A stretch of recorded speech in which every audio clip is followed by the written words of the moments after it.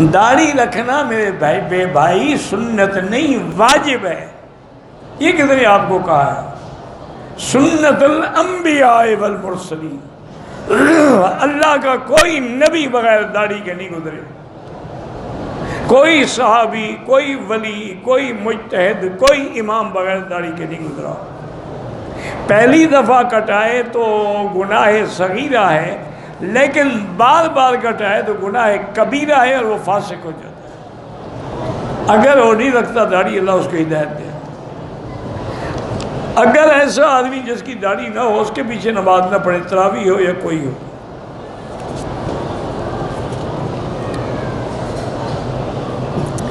میں قرآن کا سبق یاد کرتا ہوں لیکن بھول جاتا ہوں. آپ کوشش میں لگے رہیں، اور اللہ کا جو نام ہے نا، یا قوی یا متین، یا قوی یا متین، ہر نماز کے بعد پڑھا کریں کہ اللہ میرے دماغ کو قوی کر دے.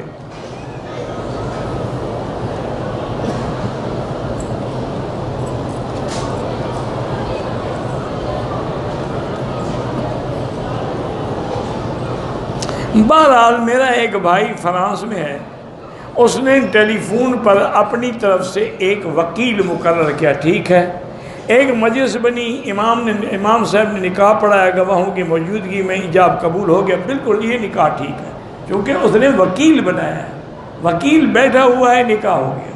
اب لوگ کہتے ہیں کہ اگر تمہارا بھائی 2 سال تک نہ آیا تو نکاح ٹوٹ جائے. نکاح نہیں ٹوٹتا، ایسا کچا نہیں ہوتا.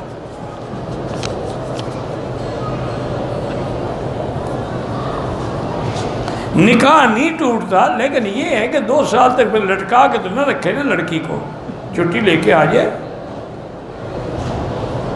لیکن نکاح نہیں ٹوٹتا.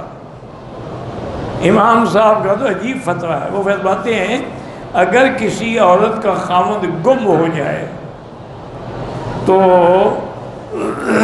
اس کو 80 سال تک انتظار کرے، دوسری شادی نہ کرے. منع کیا ہے؟ یعنی مر جائے بس، 80 سال تک تھوڑی زندہ رہے گی. بھئی 20-30 سال میں شادی ہوئی ہوگی نا، تو پھر 80 سال اور جو زندہ رہے. منع یہ ہے کہ بس وہ جو نکاح ہو چکا ہے وہی ہے. امام مالک رحمۃ اللہ علیہ فرماتے ہیں کہ مفقود الزوج جو ہے 3 سال تک انتظار کرے. اگر 3 سال تک خبر نہ آئے تو عدالت میں درخواست دیں، وہ اخبار میں اعلان کرے، اشتہار چھپائے، ڈھونڈنے کی کوشش کریں، پھر اس کے نکاح کو فسخ کر دیں. اب فتویٰ احناف کا بھی اسی امام مالک کے قول پہ کہ 3 سال سے زیادہ نہیں.